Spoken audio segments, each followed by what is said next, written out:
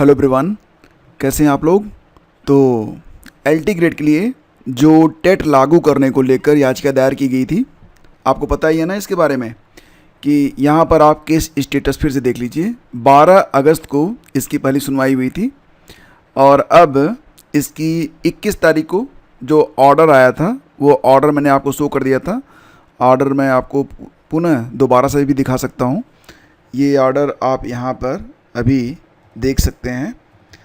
तो एग्जैक्टली जो ऑर्डर आया था मैं कई बार आपको दिखा चुका हूँ, तो उसकी ज़रूरत तो फ़िलहाल यहाँ पर नहीं है, लेकिन फिर भी अगर आप देखना चाहें तो यहाँ आप देख सकते हैं।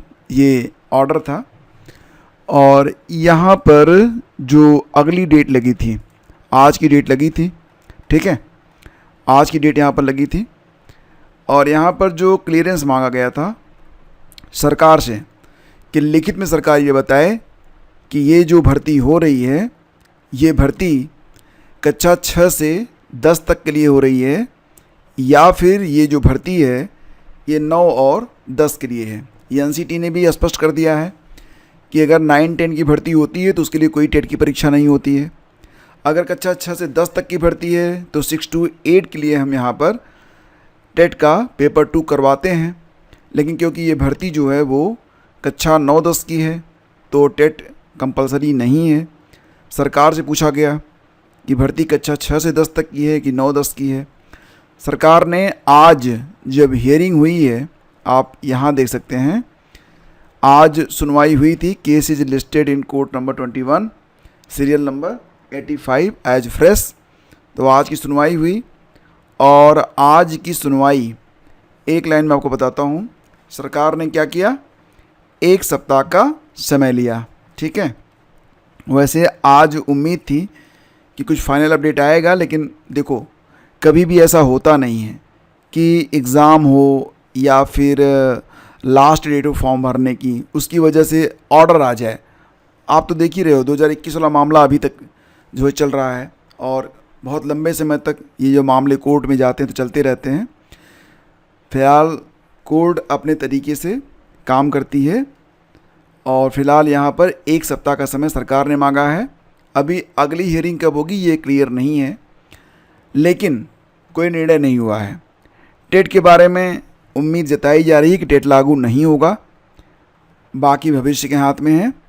फ़िलहाल जो भी एस्पिरेंट हैं जो एलटी ग्रेड का फॉर्म भरे हैं, तो पहले तो ये जान लीजिए कि अब आपके पास समय बहुत कम बचा हुआ है। 28 अगस्त तक ही आप आवेदन कर पाएंगे, तो बिल्कुल भी आपके पास समय नहीं है। अगर आपने आवेदन नहीं किया है, सारे किंतु परंतु छोड़िए, युद्ध स्तर पर लगकर पहले अपना फॉर्म कंप्लीट कर लीजिए। इसके बाद युद्ध स्तर पर अपनी पढ़ाई को स्टार्ट कीजिए, ठीक है। और जीएसई प्रवक्ता साथ ही साथ एलटी ग्रेड दोनों के लिए जो जीएस है उसकी क्लासेज आपकी यहाँ पर चल रही हैं। मैं पूरी कोशिश कर रहा हूँ कि आपका जो सिलेबस है वो कंप्लीट हो सके, ठीक है। और जितनी भी क्लासेस मैं आपकी मैं ले रहा हूँ, सारी क्लासेस की पीडीएफ भी मैं आपको दे रहा हूँ, ठीक है। तो फ्रेंड्स, इसी के साथ जो मुख्य परीक्षा होनी है एलटी ग्रेड की, उस पर भी एक विवाद फ़िलहाल सर उठा रहा है। और वो विवाद आपको पता ही है ना कि 68,500 की जो भर्ती हुई थी तो क्या हुआ था, लिखित परीक्षा हुई थी, आधे लोग तो फेल हो गए थे। 68,500 में आधे लोग फेल हो गए थे, बाकी कुछ जो फेल हुए वो कोर्ट में गए, दोबारा कॉपी जची, पास हो गए। ये सीरीज शुरू हो गई थी। कई बार लोगों ने मूल्यांकन करवाया, कई बार लोग पास होते रहे, फिर भी काफ़ी लोग जो थे वो ना पास हो सके ना तो फेल हो सके। ये भर्ती तो ऐसे ही खाली चली गई थी, मतलब बहुत सारे पद इसमें खाली रह गए थे। वजह क्या थी, मूल्यांकन जो था लिखित परीक्षा में क्या होता है आपको पता ही है कि सेम उत्तर पर सेम अंक मिले, ज़रूरी नहीं है। बस इसी बात का यहाँ पर विरोध है। एस्पिरेंट कह रहे हैं कि अगर लिखित परीक्षा होती है तो मूल्यांकन में एक तो समय लगेगा, दूसरी बात अपारदर्शिता और कानूनी विवाद बढ़ेंगे। तो प्री की तरह मेंस भी आप जो है सब्जेक्टिव करा लो, दोनों जो है ऑब्जेक्टिव करवा लो, सब्जेक्टिव नहीं ऑब्जेक्टिव करवा लो। तो यहाँ पर डिमांड ये है कि प्री ये तो ऑब्जेक्टिव है ही है, लेकिन मेंस को भी ऑब्जेक्टिव ही रखा जाए, जो कि अभी डिस्क्रिप्टिव है। तो ये विवाद चल रहा है। और अंततः मैं आपको बताना चाहूँगा कि एलटी ग्रेड में और जीआईसी प्रवक्ता में दोनों में ही एस्पिरेंट उम्र सीमा में छूट की यहाँ पर मांग कर रहे थे कि उम्र सीमा में छूट मिलनी चाहिए।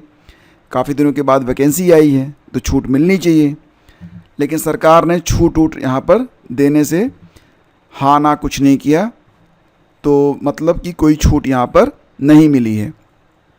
वैसे भी मुझे लगता था ना कि लोग इंटरेस्टेड ही नहीं थे कि छूट मिले। फ़िलहाल यही सारी चीज़ें हैं और यही थी आज शाम की अपडेट।